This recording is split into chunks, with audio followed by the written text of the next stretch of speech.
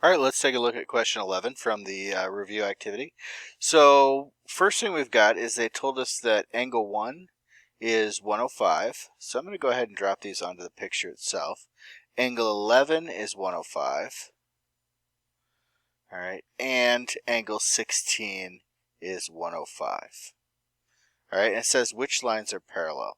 So the first thing that jumps out at me right away is this angle up here at angle 1 and this one down here at angle 16. All right, those are alternate exterior angles. And from the work we did in 3.5, we know if alternate exterior angles are congruent, then the two lines, M and N in this case, have to be parallel, whether they look like it or not. All right, so in this case, we're going to say M is parallel to N. Now, the next thing that I notice is if I look at angle 16 and angle 11, those are alternate interior angles, right? And from our work in 3.5, we know alternate interior angles being congruent tells us that we have parallel lines. So in that case, we've got T is parallel to P. All right, so the two reasons why, one is alternate exterior angles congruent implies parallel.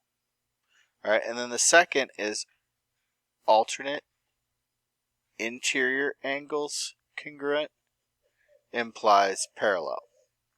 All right, so we've got those parallel lines working. And next thing I'm going to do is I'm going to carry through and I'm going to label all the angles we possibly need to. So we've got a 105 over here. We've got a 75 on this side using supplementary, 75 over there. Now, since we have parallel lines between M and N, we can carry all those measurements down to the bottom here. So we got 105, 75, 75. All right, we can also transfer them, since T and P are parallel, we can transfer them over to the intersections to the right of them. So we've got a 105, 75, 105, 75, and we can do the same thing down here at the bottom. And again, notice that it's not to scale. So it's very common for these to not be to scale, and you can't let that throw you off when you're working through these problems. So now we're going to grab these values off the picture when it's already filled out. So angle 2 was a 105. Angle 3 was a 75. Angle 4 is a 75. Angle 5 is a 105. Angle 6 is a 75. Angle 7 is a 75. Angle 8 is a 105. Angle 9, 75. Angle 10, 75. Angle 12, we've got a 105. Angle 13, we've got a 75. And angle 14 is a 105. So a lot of repetition there as you go through. And there's one more down there, so angle 15 is a 75. But again, it's all hinging off those original three pieces of information. All right, so the three that are in blue there.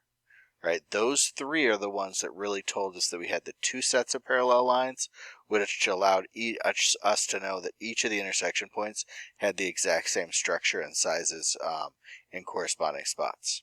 All right, I hope that helps with number 11. We'll be back with more of the review in a second.